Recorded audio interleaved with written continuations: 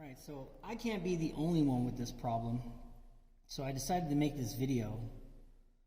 I wanted to show you guys, I have an Everlast, let me see,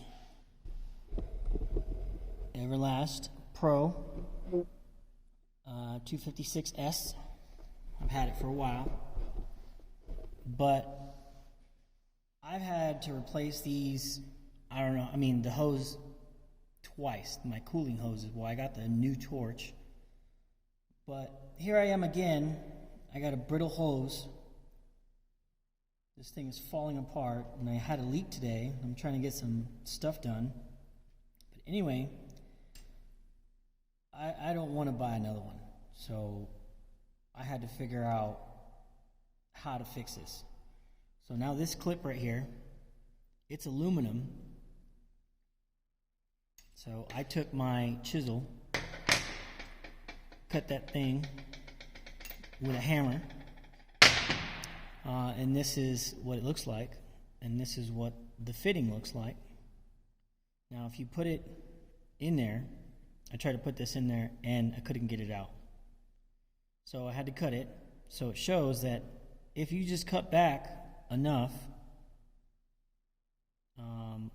I only needed to cut back there, but I didn't know where my hole was. So most of you guys, it's going to happen right at the end of the fitting. So just cut back, at least start there, and then see what the hose looks like. Verify that you can find the hole. And all you got to do is, well, let's see.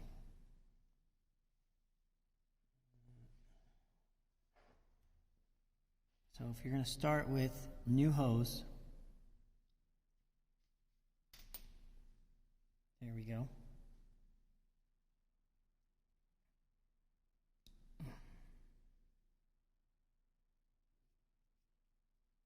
Like that. And that's all you'd have to do to fix these Everlast water coolers.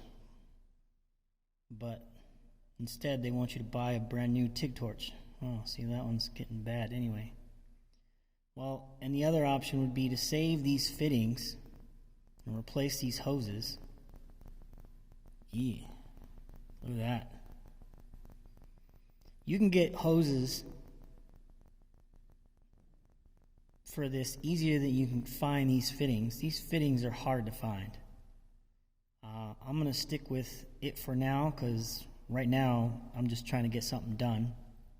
But knowing that these are cracked this bad, that will be what I do in the future, is cut these off and put new ones on. But I looked on YouTube, couldn't find anybody fixing these. I found other things, but for other machines, but I'm going to try to fix these. So just because I love the machine, love the customer service, but their longevity is not so great.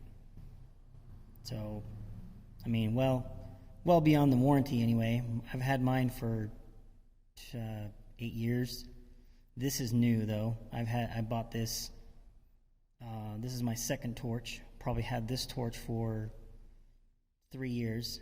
So, and I use it regularly.